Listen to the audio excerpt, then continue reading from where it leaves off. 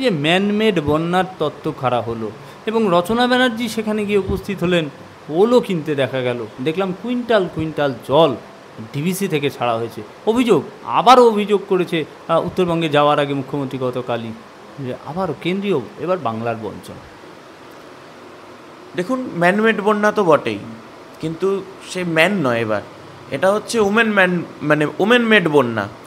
কারণ একটা কথা খুব পরিষ্কার বুঝতে হবে, যখন 2000 সাল বন্যা হলো, প্রথম আমরা এই শব্দবন্ধটা তৎকালীন বিরোধী নেত্রী মমতা বন্দ্যোপাধ্যায়ের থেকে শুনলাম যে পশ্চিমবঙ্গের বন্যা হচ্ছে ম্যানমেড। তখন তিনি কেন্দ্রীয় মন্ত্রী বাজপেয়ী সরকারের, এবং তিনি সম্পূর্ণ দায়ভার চাপিয়ে দিলেন তৎকালীন মুখ্যমন্ত্রী বুদ্ধদেব ভট্টাচার্যের ওপর। বললেন যে বুদ্ধবাবুর অপারদর্শী আচরণ, বুদ্ধবাবুর ম্যানেজমেন্টের ফেলিয়ারের জন্য ম্যানমেড বন্যা। ঠিক এবারও তাই, সাল 2024টা ক্যালেন্ডার বদলে গেছে, ম্যানমেড বন্যাই রয়েছে। শুধু পার্থক্যটা এটা হচ্ছে বুদ্ধবাবুর ব্যর্থতার জায়গায় মমতা বন্দ্যোপাধ্যায়ের ব্যর্থতা। আর তাই তখন বুদ্ধবাবুর পদত্যাগ চাইতেন মমতা বন্দ্যোপাধ্যায়, এখন নিজের পদত্যাগটা চাইছেন না। আপনার মনে করে দেখুন, 2010 সাল বন্যা হলো, নন্দগোপাল ভট্টাচার্য সেচ মন্ত্রী, নন্দগোপাল ভট্টাচার্যের বাড়ির সামনে মঞ্চ বেঁধে গিয়ে তার পদত্যাগ চেয়ে এলেন তৎকালীন রেলমন্ত্রী মমতা বন্দ্যোপাধ্যায়। আজকে কেন পদত্যাগ করবেন না মানুষ ভূঁইয়া? উনিও তো সেচ মন্ত্রী রয়েছেন। আজকে কেন পদত্যাগ করবেন না মমতা বন্দ্যোপাধ্যায়? আপনি বলুন তো, কেন্দ্রের যে 600 কোটি টাকা দেওয়া হয়েছে ড্রেজিং করার থেকে শুরু করে বিভিন্ন কাজে বন্যা নিয়ন্ত্রণের আগে, এই ধরুন 10 মাস কি করে সরকার? বন্যা তো 2 মাস, বাকি 10 মাস যখন এই পুজোর পর থেকে শীত শুরু হয়, সেই সময় আপনি বন্যা নিয়ন্ত্রণের জন্য বা প্রতিরোধের জন্য সরকারকে একটা সক্রিয় পদক্ষেপ, একটা প্রশাসনিক পদক্ষেপ নিতে দেখেছেন? মুখ্যমন্ত্রী গিয়ে ঘাটালে গিয়ে বৈঠক করেছেন? একটা প্রশাসনিক বৈঠক দেখান শেষ 14 বছরে মুখ্যমন্ত্রী শীতকালে ঘাটালে গিয়ে বলছেন যে আমি পরের বন্যার আগে কাজ করব। তাহলে মুখ্যমন্ত্রী রাজনৈতিক নেত্রী থেকে গেছেন, উনি কিন্তু প্রশাসনিক পদাধিকারী আর হতে পারেননি। এটাই দুর্ভাগ্য। মমতা বন্দ্যোপাধ্যায় মুখ্যমন্ত্রী নন, মমতা বন্দ্যোপাধ্যায় তৃণমূল নেত্রী।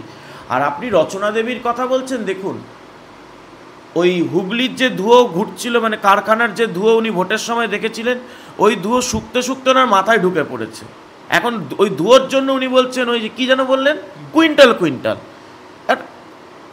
কুইন্টাল জল, লিটার লিটার খিস্তি, এইগুলো নিয়ে ওনারা চলছেন। এখন তৃণমূল কংগ্রেসের কারোর মাথার ঠিক নেই। তৃণমূল কংগ্রেসের এখন নিজের ইয়েতে চিকিৎসা হয়, স্বাস্থ্যসাথীতে মাথার রোগের চিকিৎসা হয়। আপনার দর্শকদের কাছেও প্রশ্ন, একটু জানাবেন তো, আমি জানি না। নাহলে এই এত মানসিক রোগী তৃণমূল কংগ্রেসে রয়েছে, তাদের চিকিৎসা হচ্ছে না কেন? বেশ, আমি একেবারে হুমায়ুন কবিরে যাব। বলছি 50,000 লোক তো আমি জমায়েত করতে পারবো, জেল খাটলে খাটবো, কিন্তু এসে বহরমপুর ন্যাশনাল মেডিকেল কলেজের যারা স্বাস্থ্য অধিকর্তা আছে তাদের বুঝে নেব। 28শে আগস্ট মুখ্যমন্ত্রী ফোঁস করতে বলেছিলেন, 28শে সেপ্টেম্বর মুখ্যমন্ত্রীর অনুপ্রেরণায় হুমায়ুন কবির ফোঁস করলেন।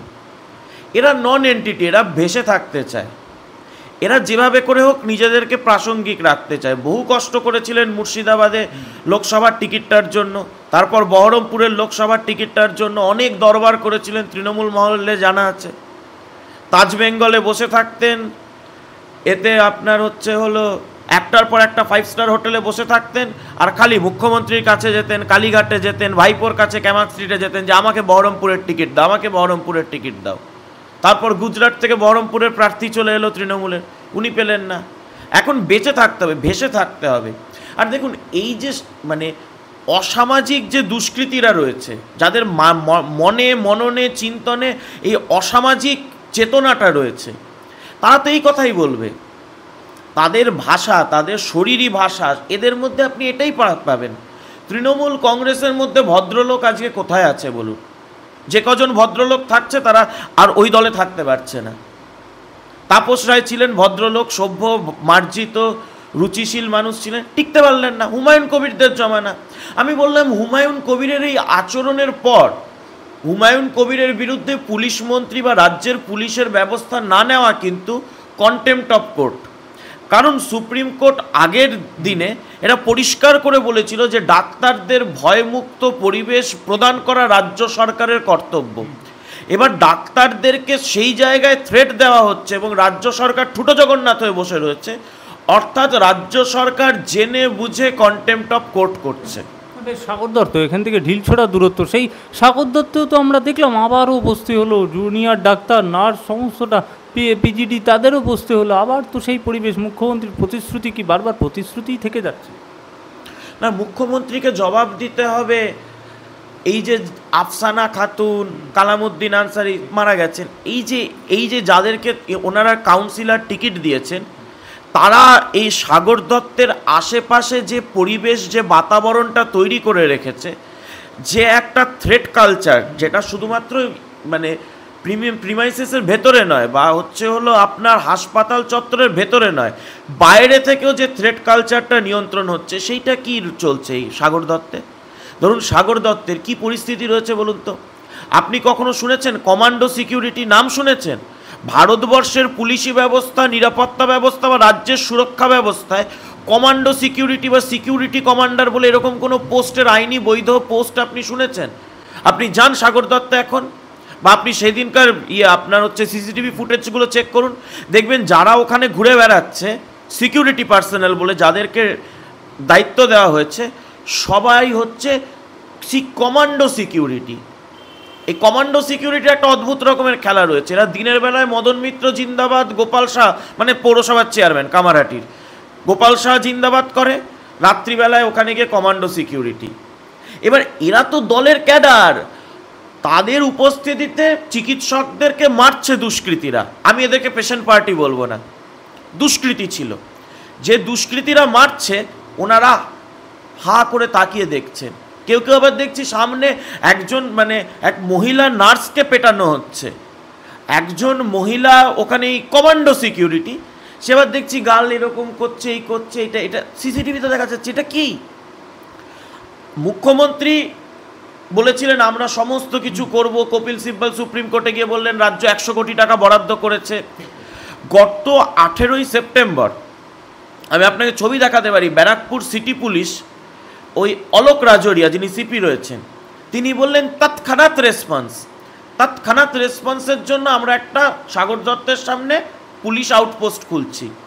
যেদিন এই ঘটনাটা ঘটলো আমরা গেছি, এখানে পৌঁছেছি, আপনাদের সাংবাদিকরাও এসে পৌঁছেছেন। আমরা দেখলাম আউটপোস্টে এত বড় তালা ঝুলছে, আউটপোস্ট বন্ধ, অথচ ফুলের গেট লাগিয়ে মালা টানিয়ে একদম রিবন কাঁচি দিয়ে কাট করে সিপি উদ্বোধন করলেন সে আউটপোস্টটা। পুলিশ আউটপোস্ট উদ্বোধনে লোক পাওয়া যায়, লোকে লোকে 6 লাখ, সিপি চলে আসেন, আরও সমস্ত পদাধিকারী চলে আসেন, কিন্তু যখন নিরাপত্তা দেওয়ার কথা সেই সময় একজন পুলিশ থাকেন না।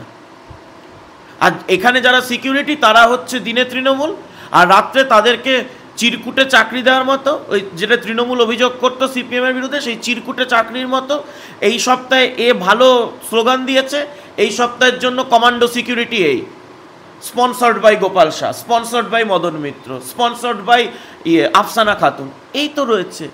সুতরাং আর এখানে থ্রেট কালচারের জন্ম তো বিরূপাক্ষ বিশ্বাসই দিয়ে গেছে। এই সাগর দত্তই তো বিরূপাক্ষ বিশ্বাসকে তৈরি করেছে, এই আত্মগ্লানি তো আমাদের রয়েছে। তো এটাই তো হচ্ছে। আপনি ভাবতে পারেন একটা মেডিকেল কলেজ হাসপাতাল, সেই মেডিকেল কলেজ হাসপাতালে প্রথম কথা আপনি ভাবুন, আপনাকে সমস্যার ভেতরে যেতে হবে, আশেপাশে আপনি ঘুরুন, যতগুলো স্বাস্থ্যকেন্দ্র রয়েছে, সন্ধেবেলার পর স্বাস্থ্যকেন্দ্রগুলো বন্ধ, কারণ লাইট নেই, চিকিৎসা হবে না। সম্পূর্ণ চিকিৎসার ভার বা রুগীর ভার কোথায় চলে যাচ্ছে? সাগর দত্তে। সাগর দত্তে 23টা নার্সের শূন্যপদ খালি রয়েছে। গোটা পশ্চিমবঙ্গে 24,000 নার্সের শূন্যপদ খালি, 8,500 সরকারি চিকিৎসকের শূন্যপদ খালি। নিয়োগ করছে না রাজ্য সরকার, যেমন শিক্ষায়, যেমন গ্রুপ ডিতে, তেমন স্বাস্থ্যে। তাহলে অল্প সংখ্যক নার্স, অল্প সংখ্যক চিকিৎসকের ওপর এত সংখ্যক রুগীর একটা প্রেশার। তারপর আমি যখন গিয়ে জানতে পারলাম 2.5 ঘন্টা ধরে সিসিইউ ব্যবস্থা করা যায়নি রুগীর জন্য, সিসিইউ ব্যবস্থা করা যায়নি সাগর দত্তের মতো শহরতলির একটা এত বড় হাসপাতালে। গ্রামগঞ্জে অবস্থা ভাবুন।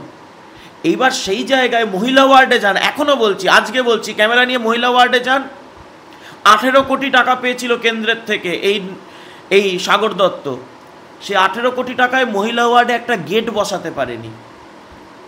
তিনতলা চারতলায় যান, করিডোরে আপনি একটা সিসিটিভির বেশি পাবেন না। বিভিন্ন অ্যাঙ্গেলে যে সিসিটিভি রাখার কথা, 40টা সিসিটিভি বসার কথা, একটা পাবেন না। তো কি হবে? পুরো পরিকাঠামো ভেঙে পড়েছে। স্বাস্থ্যমন্ত্রীর সজ্ঞানে যাবতীয় দুর্নীতি, স্বজন পোষণ সব কিছু হয়েছে, এখন উনি অস্বীকার করতে পারেন না।